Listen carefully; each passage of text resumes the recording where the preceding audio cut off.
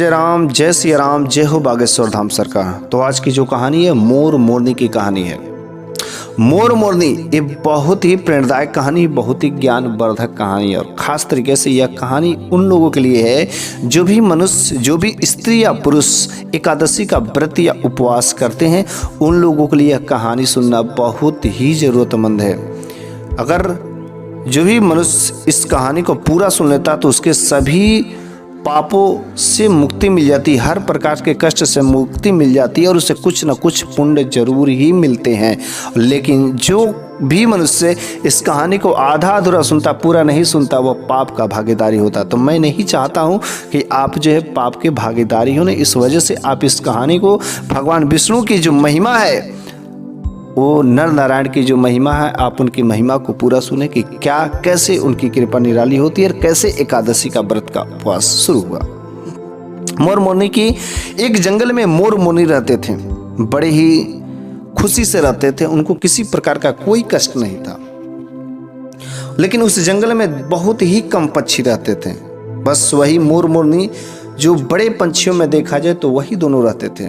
तो एक दिन मोरनी कही अपने पति से कि प्रिय, हम लोग इस जंगल में बहुत दिनों से हैं और इस जंगल में दूसरा कोई पक्षी नहीं है। हर पक्षी धीरे धीरे एक एक करके प्रवास करते जा रहे हैं, एक जगह से दूसरी जगह चले जा रहे हैं। क्यों ना हम लोग भी किसी दूसरे जंगल में चला जाए जहाँ पर अपनी ही जाति के लोग, अपने प्रकार के ढेर सारे लोग रहते हैं, वहाँ पर चला जाए। मोर ने कहा नहीं, अभी ये चलना उचित नहीं है, क्योंकि यहाँ पर तो ठीक ठाक है, सब कुछ व्यवस्था बन गया, लेकिन वहाँ पर जाने से अनेक प्रकार के कष्ट यातनाएं झेलने पड़ सकते हैं। लेकिन क्या करोगे, वो जो त्रियाहट और बाल हट से कौन हट सकता है। लेकिन जो मोरनी है वह कहती नहीं प्रिय, हम लोगों को चलना ही पड़ेगा, यहाँ पर अच्छा नहीं मेरे को लग रहा है।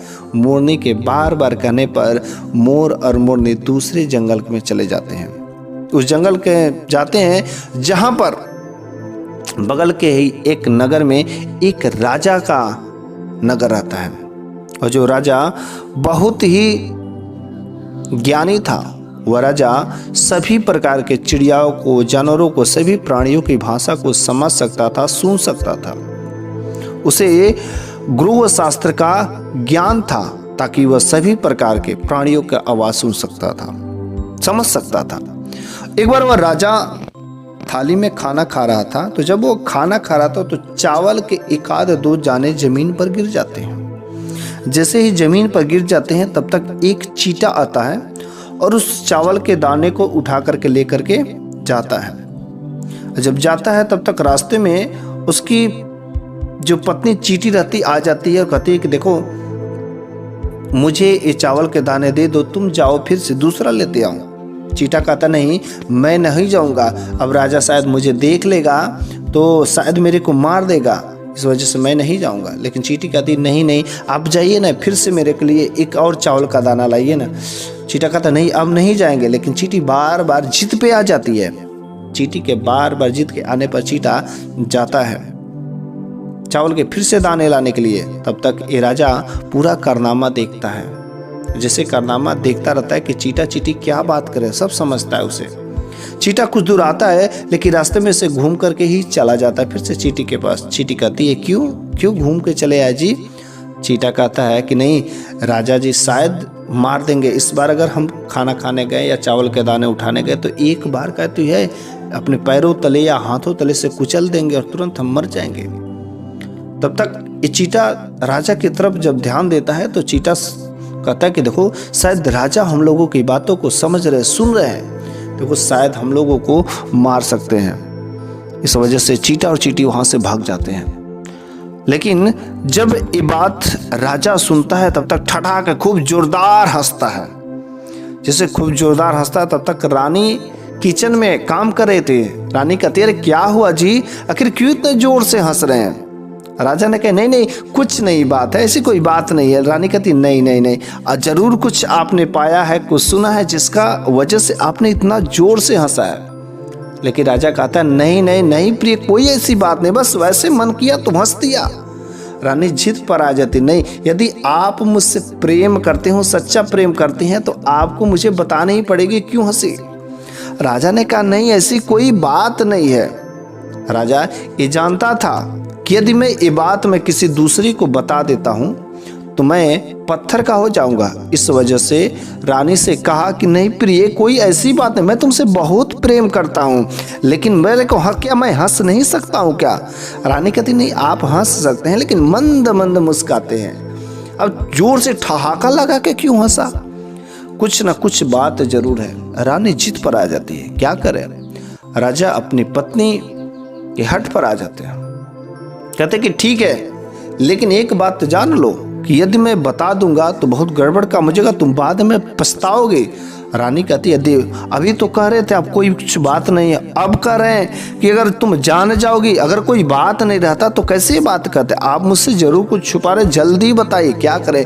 औरतों के पेट में यार कुछ पानी पसता ही नहीं, जब तक वो बातें जान नहीं लेती है तब तक उनको सुकून नहीं मिलता है। अब रानी के मन में बेचैनी होने लगती है, कहती नहीं नहीं छोड़िए ना, आप मेरे को जल्दी बताएं ना, आखिर क्यों इतना जोर से हंसे हैं?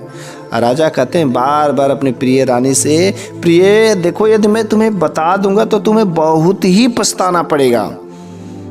तो कहती नहीं नहीं मेरे को बताइए। राजा कहते हैं कि इसके लिए तुम्हें दूर चलना पड़ेगा, एकांत में। राजा ने रानी को लेकर के दूर एकांत जंगल में चले गए, जहां पर मोर और मोरनी रहते थे। मोर और मोरनी वहीं पर रहते थे। उस जगह पर राजा और रानी गए। राजा ने रानी से उस चीटा और चींटी की सारी बातें कहीं। जैसे जैसे राजा वो बातें कह रहे थे वैसे वैसे नीचे से उनका शरीर जो है पत्थर में परिवर्तित होता जा रहा था। जब राजा का आधा शरीर पत्थर में परिवर्तित हो गया तो राजा ने कहा देखो रानी, अब मेरा शरीर आधा पत्थर हो चुका है, क्या तुम चाहती हो कि पूरा मैं पत्थर हो जाऊं? रानी कहती है क्या प्रिय, अब तो बस थोड़ी सी तो कहानी बची है, उसे बस बता दीजिए, पूरा कर दीजिए, अब इतनी सी बात के लिए किया आप? राजा ने कहा तो ठीक है। राजा ने पूरी बात चीटा और चींटी की सब कहानी सुना दी। जैसे ही राजा की कहानी पूरी समाप्त हुई, राजा का पूरा शरीर पत्थर हो गया। जैसे रानी टच की, दिखने में बिल्कुल वैसे ही लग रहे थे, लेकिन उनका शरीर पत्थर में परिवर्तित हो गया था। अब तो वह रानी सर पटक पटक के रोने लगती है कि हाय रे, मैंने क्या कर दिया, कितना गलती कर दिया, अब तो मेरा राजा, मेरा सब कुछ छिन गया, मैं किसके साथ रहूंगी, मेरा कौन सुनेगा, मेरे लिए कौन इस दुनिया में रहेगा? रानी सर पटक पटक कर वहीं पर रो रही थी। तब तक जो है वहां पर मोर मोरनी इस घटना को देखते हैं, कहते हैं कि आखिर रानी क्यों इतना जोर से बिलाप कर, इतना जोर से क्यों रो रही है? मोरनी कहती कि क्यों ना रानी से चला जाए, इनके दुख का कष्ट पूछ ले जाए, शायद इनके दुख कुछ हर तो नहीं सकते, लेकिन यदि साझा कर दे तो इनका कुछ कष्ट जो कम हो जाएगा। इस बात से वाकिफ होने के लिए मोर और मोरनी दोनों रानी के पास जाते हैं। अब रानी के अंदर भी वो क्षमता आ गई थी, वो गुण आ गया था कि वह किसी भी प्राणी का भाषा समझ सकते थे, सुन सकते थे। वहां पर मोर और मोरनी जाते हैं और रानी से पूछते हैं रानी आखिर आप इतना क्यों जोर से रो रही हैं, बिलाप कर रही हैं? रानी ने पूरी कहानी बता दी, उस चीटा और चींटी की और अपने प्रिय राजा की। जैसे ही रानी पूरी कहानी बताती हैं, रानी भी पत्थर की हो जाती हैं। रानी भी पत्थर की हो जाती है। अब तो मोर और मोरनी बहुत ही दुखी होते हैं, आखिर ऐसा क्या मैंने घोर अनर्थ काम कर दिया कि रानी भी पत्थर की हो गई। अब तो हम लोगों को बहुत ही कष्ट होगा, बहुत ही दुख झेलना पड़ेगा, इतने बड़े पाप मिलेंगे, हमारी वजह से रानी पत्थर की हो गई। उन लोगों को उस चीटा और चींटी पे बहुत ही गुस्सा आया कि अगर वे चीटा चींटी ऐसा नहीं करते तो शायद आज राजा और रानी के साथ ऐसी हरकत नहीं होती है। उस मोर और मोरनी ने प्रण किया कि अब हम लोगों के एरिया में एक भी चीटा चींटी नजर नहीं आने चाहिए। हम लोग इस एरिया के जितने भी चीटा चींटी देखेंगे सबको हम लोग खा जाएंगे। मोर और मोरनी अब ढूंढ ढूंढ के अगल बगल के जितने उस नगर में इधर उधर जितने चीटा चींटी देखते सबको खा जाते हैं। चींटियों में तो बहुत ही हलचल मच गया, उस चींटों में तो बहुत ही हलचल मच गया कि मोर और मोरनी अब हम सबको खा जा रहे हैं। वो सब बिल बना करके जमीन में रहने लगे थे। सब लोग जमीन में छुपने लगे, पेड़ के में मांद बना करके बिल बनाकर छुपने लगे। उसके बावजूद भी जहां पर भी मिलता हल्का सा सुराख, वह मोर और मोरनी उसको खुरेद के चीटा और चींटी को खा जाते थे। लगभग सभी उस एरिया का चीटा और चींटी समाप्त हो गए थे, लेकिन एक बिल में चीटा और चींटी छुपे हुए थे बहुत ही अंदर। उसको चीटा और चींटी को मोर और मोरनी नहीं ढूंढ सके थे। तो चीटा और चींटी डर के मारे उसी में भूख और प्यास से दबे हुए थे। उनको भूख भी लगा था, प्यास भी लगा था, लेकिन वे बेचारे बाहर नहीं निकलते। अंदर ही अंदर उनके मन में विचार आया क्यों ना भगवान विष्णु की आराधना किया जाए।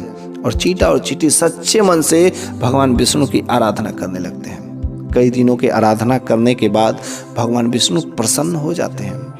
इस तुच्छ प्राणी ने मेरी आराधना इतने सच्चे मन से की, मेरे को उसका दर्शन, उसका सहायता करना ही पड़ेगा। जैसे ही भगवान विष्णु उन चीटा और चींटी के सामने प्रकट होते हैं, उनके सभी कष्ट खत्म हो जाते हैं। उनका जो भूख प्यास रहता सब खत्म हो जाते हैं। कहते हैं, बताओ चीटा और चींटी, तुम सब इतने छोटे से प्राणी हो, तुमने मुझे क्यों याद किया? चीटा और चींटी दोनों लोग कहते हैं, भगवान आप तो सब अंतर्यामी, सब कुछ जानते हैं कि मोर और मोरनी हम सभी प्रकार के चीटा और चींटियों को खत्म खाते जा रहे हैं और सब खत्म होते जा रहे हैं। इस वजह से हमें प्रार्थना है कि आप मोर और मोरनी को रोक दीजिए, नहीं तो हम लोगों का भी जीवन जो है खत्म हो जाएगा। भगवान विष्णु ने कहा, चलो ठीक है, कोई बात नहीं है। चीटा और चींटी को लेकर के बाहर आते हैं और मोर के पास आते हैं। मोर से कहें भगवान विष्णु ने कि देखो मोर और मोरनी, तुम सब जो ये काम कर रहे हो बिल्कुल ही गलत कर रहे हो, ये करना उचित नहीं है। तो कहा कि इन चीटा और चींटी के वजह से राजा और रानी पत्थर हो गए। इस वजह से हम लोगों को गुस्सा लगा, हम लोगों ने संकल्प लिया कि इस एरिया में एक भी चीटा और चींटी नहीं रहना चाहिए। क्योंकि राजा को ने रानी को बताया तो राजा पत्थर हो गए, रानी ने हमको बताया, अगर हमने कहीं किसी को बता दिया इस चीटा और चींटी की कहानी को तो हम भी पत्थर के हो जाएंगे। भगवान ने कहा, नहीं ऐसी कोई बात नहीं है, अब तुम्हें इस शाप से मुक्ति कर देता हूँ, इस कहानी से मैं मुक्त कर देता हूँ। अब अगर तुम इस कहानी को किसी को भी अगर बताओगे तो तुम्हें पत्थर नहीं बनोगे। अब किसी को कोई प्रकार का दोष नहीं है, इस कहानी में दोष नहीं है, दोष उस राजा और रानी में था। आखिर इस वजह से वे पत्थर के बन गए। मोर ने कहा, आखिर क्या वजह था कि वे राजा पत्थर के हो गए? भगवान ने कहा, हाँ ठीक है, उग्रो शास्त्र का उसके पास ज्ञान था, वह सभी प्रकार के प्राणियों की भाषा को समझ सकते थे, लेकिन उनके अंदर वो भी क्षमता थी कि जिस प्राणी का भाषा समझ सकते थे वह उसका रूप भी बदल सकते थे। और राजा जब उस प्राणी का रूप बदलते थे तो उसके साथ जाकर के संभोग भी किया करते थे। और जब वह गर्भवती हो जाता था वह प्राणी, तो फिर से मनुष्य रूप पकड़ करके मनुष्य योनि में रहने लगते थे। इस वजह से वह घोर पाप का काम किया करते थे, जिसकी वजह से वह राजा पत्थर का हो गया। और उसके बाद से तो मोर ने पूछा कि रानी का क्या इसमें दोष है? तो भगवान ने कहा, रानी इसमें उस अपने पति राजा का सहयोग दिया करती थी, जिसकी वजह से रानी भी पाप का भागीदारी हुई। चूंकि राजा की पत्नी थी तो राजा जितना भी अर्थात पति जितना भी गलत काम करता है पत्नी का भागीदारी उसे मिलती है, और पत्नी यदि गलत काम करती है तो पति को भी मिलता है। इस वजह से पत्नी ने पति का साथ दिया था, जिसकी वजह से पत्नी को भी साथ मिला और पत्नी भी उनकी पत्थर के बदल गई। बड़े ही कष्ट की बात है, लेकिन मोर बड़े खुशी हुए। अब खुशी के मारे मोर जो है झूम रहे थे कि अब हम की कहानी किसी को सुना सकते हैं, किसी को कोई सुने, अब हम लोग पत्थर के नहीं बदले। मतलब मोर और मोरनी दोनों खूब झूम रहे थे। मोरनी खुशी के मारे व्याकुल खूब झूम रही थी, पागलों की जैसे इधर उधर। लेकिन तब तक अचानक मोरनी का ध्यान जो है अपने पैरों पर चला जाता है और मोर का ध्यान भी पैरों पर चला जाता है। जैसे ही मोरनी अपने पैरों को देखती है तो वह अचंभित हो जाती है, उसके पैर खराब हो गए हैं, पहले जैसे पैर अब नहीं रह गए हैं। मोरनी देखती है तो कहती है, मोर अरे देखो ये हमारे पैर को क्या होगा? मोर अपने पैर को देखता, अरे मेरे भी पैर वैसे ही हो गए। आखिर ऐसा कैसे हो गया? आखिर हम लोगों ने क्या गलत काम कर दिया? अब दोनों बेचारे अपने पैर को देख करके रोने लगते हैं।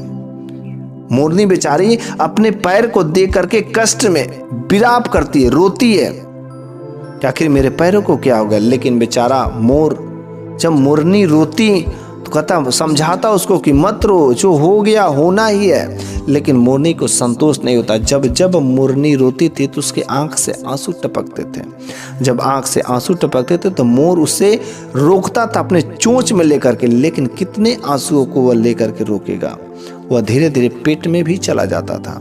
मोर भरसक वो हर प्रयास करता था कि मोरनी की एक भी आंसू नीचे न जाए, वो अपनी चोंच में ही रोक लेता था। लेकिन मोरनी बेचारी दुख से कि मैं इतनी सुंदर, सब कुछ मेरे पैर इतने बढ़िया थे, आखिर क्या हो गए। इस कष्ट को, इस विरह को देख करके भगवान विष्णु फिर से प्रकट हो जाते हैं। जैसे प्रकट होते हैं, उस रानी ने भगवान विष्णु से पूछा, भगवान आखिर अब हम लोगों ने कौन सा क्या गलत काम कर दिया कि जिसे देखिए मेरे पैर, हम लोगों के पैर इतने खराब हो गए, आखिर ऐसा क्या हो गया। तो भगवान विष्णु ने कहा कि देखो तुम लोगों ने जो चींटा और चींटियों को खाए हो, उतने सारे लोगों को बिना मतलब का उसका जान ले लिए हो, बर्बाद किए हो। इस वजह से तुम्हें उन लोगों का शाप मिला है।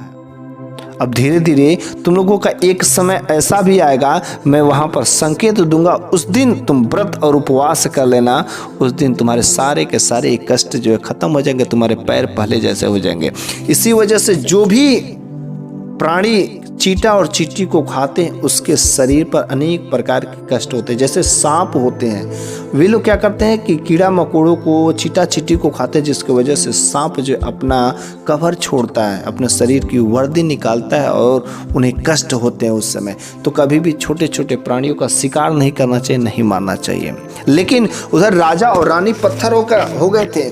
उसके घर में, राजा और रानी के घर में उसका एक पुत्र था, उनका एक पुत्र था। अब वह राजा और रानी के जो पुत्र अपने पिता और माता को ढूंढते ढूंढते उस जंगल की तरफ आए। जैसे जंगल की तरफ आए तो मोर और मोरनी देखा तो ये तो राजा और रानी के लग रहा है बेटे हैं, कुछ जरूर ऐसी वैसी बात है।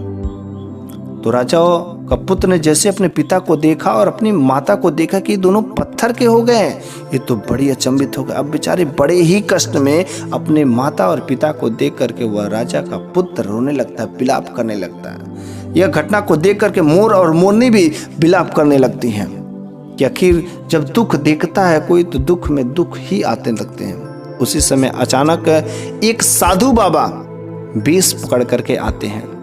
साधु बाबा भगवान जो ही रहते हैं, भगवान एक साधु का रूप विष पकड़ करके उसी रास्ते से जाते हैं और कहते हैं कि देखो पुत्र, ये जो तुम्हारे माता पिता हैं, तुम झूठ में विलाप कर रहे हो, इनका अब विलाप करने से कोई फायदा नहीं है, अभी पत्थर के हो चुके हैं। राजा का लड़का कुछ नहीं समझता है कि आखिर ये क्या हो रहा है। राजा के लड़के ने उस साधु से पूछा, बाबा क्या आप बता सकते हैं कि मेरे मम्मी पापा क्यों ये पत्थर के हो गए। उस साधु बाबा तो अंतर्यामी थे, क्योंकि खुद साक्षात एक भगवान का ही रूप थे। उन्होंने सारी बात बताई। उसके बाद से उस लड़की ने पूछा कि आखिर क्या उसका कोई उपाय नहीं कि जिससे फिर से माता पिता मुझे मिल सकते हैं। साधु बाबा ने कहा, बस मात्र एक ही उपाय है कि जेठ महीने में एकादशी का तुम यदि व्रत कर लो बिना जल का, तो तुम्हारे मम्मी पापा फिर से अपने रूप में हो जाएंगे। और इधर मोर मोरनी भी समझ गए कि लग रहा है वही कुछ खास दिन है, कुछ दिन हम लोग भी ऐसा काम कर लें तो हमारे पैर ठीक हो जाएंगे। उसके अगले दिन ही जेठ माह की जो एकादशी था, उस लोगों ने, राजा के लड़के ने और मोर और मोरनी ने भी बिना पानी पिए एकादशी का व्रत किए थे। और जैसे ही एकादशी का व्रत किए और अगले दिन जब उपवास को तोड़ने, सभी प्रकार के कष्ट उनके मुक्ति मिल गए। उधर राजा और रानी जो पत्थर के हो गए थे वह फिर से उनका शरीर मिल गया। और इधर मोर और मोरनी के जो पैर खराब हो गए थे, जो बीमारियों से ग्रसित हो गए थे, उनके भी कष्ट हर गए। तो ये है निर्जल एकादशी की व्रत कथा। इस दिन से निर्जल एकादशी का फल जो है बहुत ही बड़ा मिलता है। जैसे मोर और मोरनी के पैर ठीक हो गए, राजा और रानी के फिर से अपने शरीर मिल जाते हैं, वैसे ही आपको सभी प्रकार से बीमारियों से मुक्ति मिल जाएगी। आप अगर सच्चे तन मन धन से इस एकादशी का व्रत करते हैं तो आपको हर प्रकार के कष्टों से मुक्ति जरूर मिलेगी। तो मेरे प्यारे सभी भक्तों, ये कहानी यदि आपको अच्छी लगी हो तो प्लीज़ इस वीडियो को लाइक जरूर कर दीजिएगा, और यदि अभी तक सब्सक्राइब नहीं किया तो प्लीज़ चैनल को सब्सक्राइब करके बेल आइकन को जरूर प्रेस कर दीजिएगा। जय जय राम, जय सिया राम, जय हो बागेश्वर धाम।